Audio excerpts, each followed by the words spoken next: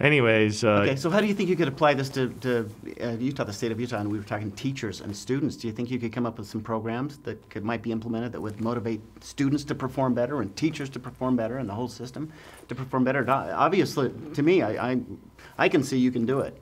But what are your thoughts on that? Well, again, I wouldn't presume to say that I'm going to form this commission, and I'm going to get these minds together, and we're going to come up with a program that we're going to implement across all the schools. Why not?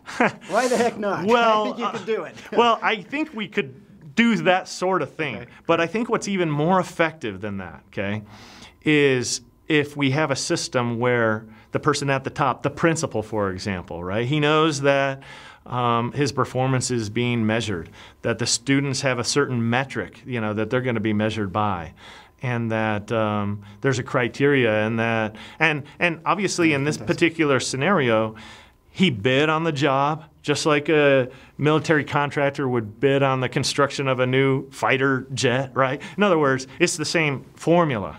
So he bid on the job, and he knows that his performance is being measured. He knows that there's the opportunity to make money also for him. In other words, it's just like, people are like, oh, someone's going to make money off the public school system, Yeah, Wait a second. But guess what? We're doing it already in colleges, right? You can take public funds, I can get a grant, and I can take it to a religious school if I want to, a private school. And there's universities that are making a lot of money right now. The books and the tuition and the things that they charge are outrageous. You know what I mean? Yeah. The great thing is we don't need to worry about whether Tom or whoever is going to make a killing off of the public school system, because to the extent that he does, there'll always be in the free market system a competitor. You know what I mean? And someone will come up with a better way to educate the same kids for less money. And what will happen is instead of spending $7,000 per student to educate these kids, it could be $1,000.